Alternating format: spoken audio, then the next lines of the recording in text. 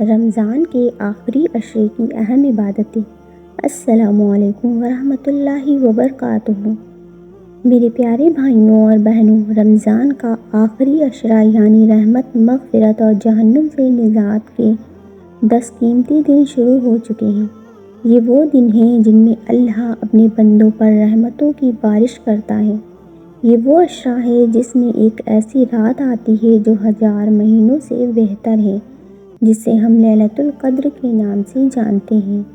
اللہ کے رسول حضرت محمد مصطفیٰ صلی اللہ تعالیٰ علیہ وسلم رمضان کے ان آخری دنوں میں اپنی عبادت کو حد سے زیادہ بڑھا دیتے تھے۔ انہوں نے ہمیں سکھایا کہ اس عشرے کو ہلکے میں نہ لو، بلکہ اسے پوری طرح سے وصول کرنے کی کوشش کرو۔ آج ہم آپ کو بتانے جا رہے ہیں 5 خاص عبادتیں جنہیں اس عشرے میں ضرور کرنا چاہیے۔ تو آئیے جانتے ہیں کہ وہ کون سی 5 ایسی عبادتیں ہیں جو ان عشروں میں کرنی چاہیے، یعنی کہ جو رمضان کا آخری عشرہ ہے اس عشرے میں کرنی چاہیے، تاکہ ہم بھی اس مبارک مہینے کا پورا فائدہ اٹھا سکیں اور ان مبارک دنوں کا۔ تو چلیے شروع کرتے ہیں۔ پہلی عبادت، قرآن کی تلاوت۔ قرآن پڑھنا اور سمجھنا۔ عام طور پر ہر انسان قرآن شریف پڑھتا ہے، لیکن وہ عربی میں پڑھتا ہے۔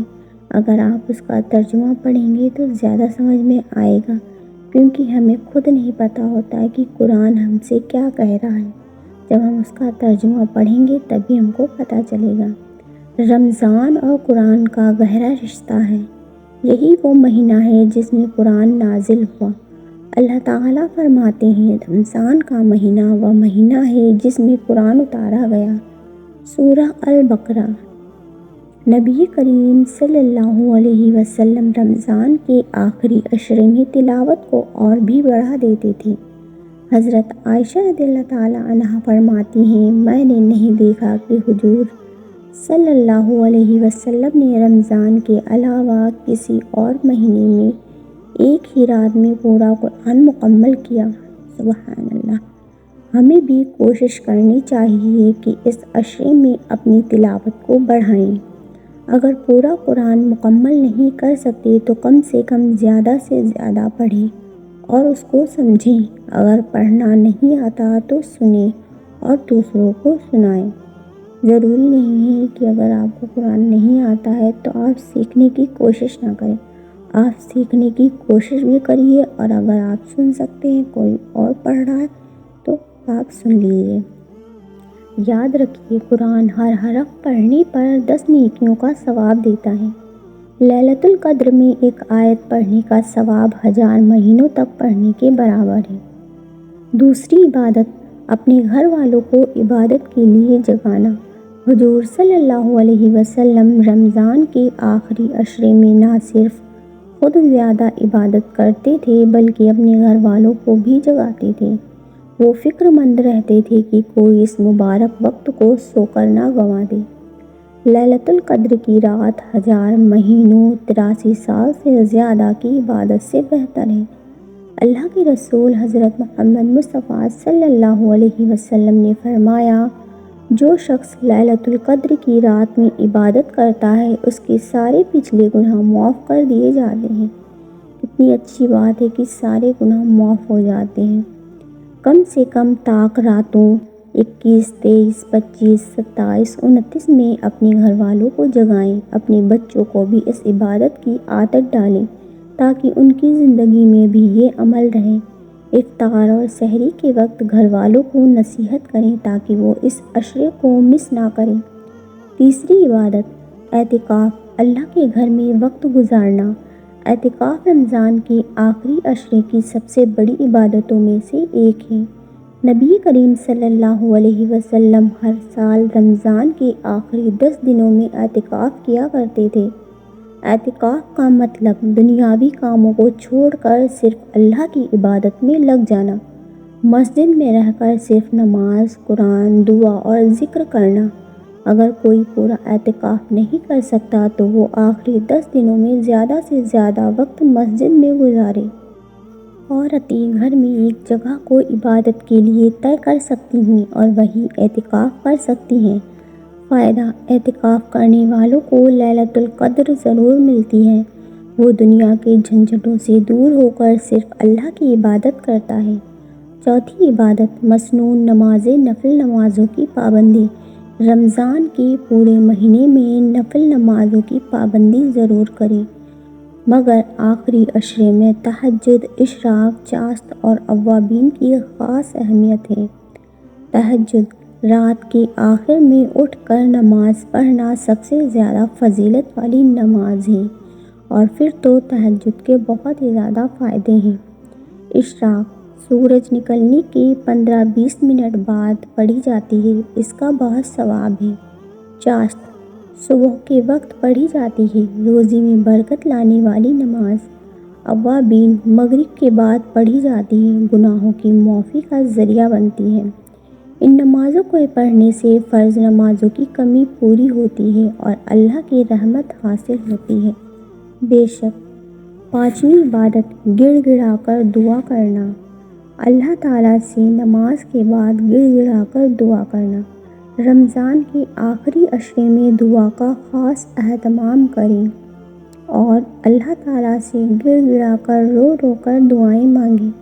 نبی کریم صلی اللہ علیہ وسلم اس عشرے میں اتنی دعا کرتے تھے کہ ان کی داڑھی آنسوؤں سے بھیگ جاتی تھی۔ ہمیں بھی اللہ سے توبہ اور مغفرت مانگنی چاہیے، اپنے لیے، اپنے گھر والوں کے لیے، اپنے پڑوسیوں کے لیے اور پوری امت کے لیے خاص دعا کرنی چاہیے۔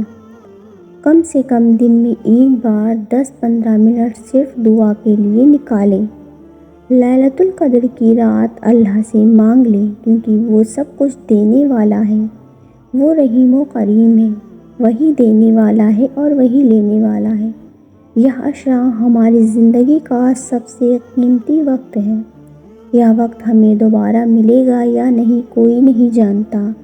اس سال ہم زندہ ہیں، شاید اگلے سال ہم اس دنیا میں نہ ہوں، اس لیے آپ اس عشرے کا فائدہ اٹھائیے اور زیادہ سے زیادہ عبادت کریے اور دعائیں مانگیے۔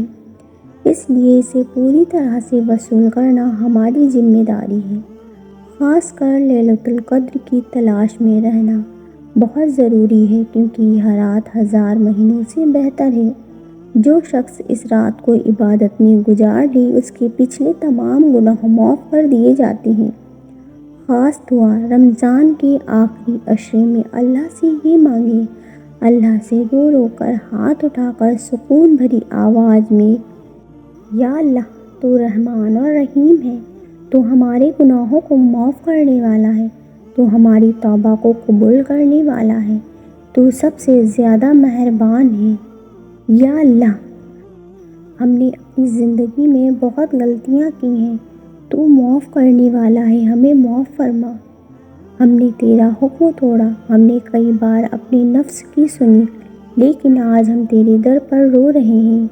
یا اللہ، ہمارے سارے چھوٹے بڑے گناہوں کو معاف کر دے، ہمارے ماں باپ کی مغفرت فرما، ہماری اولاد کو نیک بنا، ہمارے گھروں میں برکت اور سکون نصیب کر، ہماری بیماریوں کو دور کر، ہمیں حلال رزق عطا کر، قرض سے نجات دے۔ یا اللہ، پوری امت مسلمہ کی مشکلیں آسان کر دے، پوری امت مسلمہ کی حفاظت فرما، بے گناہ قیدیوں کو رہائی عطا کر، مسلمانوں کو تیرا ڈر اور تیرا پیار نصیب کر، دنیا اور آخرت میں ہماری بہتری فرما، ہمیں لیلۃ القدر کی برکتوں سے محروم نہ کر۔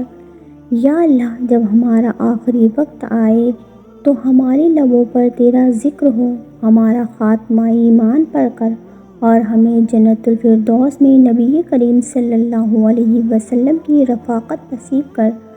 آمین یا رب العالمین۔ آخر میں ایک ضروری بات، اگر آپ کو یہ باتیں اچھی لگی تو اس ویڈیو کو آگے شیئر کریں، کیونکہ ہو سکتا ہے کہ کسی ایک بھائی یا بہن تک یہ بات پہنچ گئی اور ان کی زندگی بدل گئی۔ اور اگر کسی نے اس عشرے میں صرف ایک بھی عبادت آپ کی وجہ سے کی تو آپ کو بھی اس کا ثواب ملے گا انشاءاللہ۔ رمضان کے آخری دنوں کا بھرپور فائدہ اٹھائیں، اللہ ہم سب کی عبادتیں قبول فرمائے۔ آپ سبھی کو میری طرف سے رمضان کا آخری عشرہ مبارک ہو۔ بھائیوں اور بہنوں، رمضان کے یہ آخری 10 دن لوٹ کر نہیں آئیں گے، انہیں ضائع مت کرو بلکہ ہر لمحے کو عبادت میں گزارو۔ بے شک اس ویڈیو کو شیئر کریں تاکہ اور لوگ بھی اس عشرے کی برکتوں سے فائدہ اٹھا سکیں۔ السلام علیکم ورحمۃ اللہ وبرکاتہ۔ اللہ حافظ۔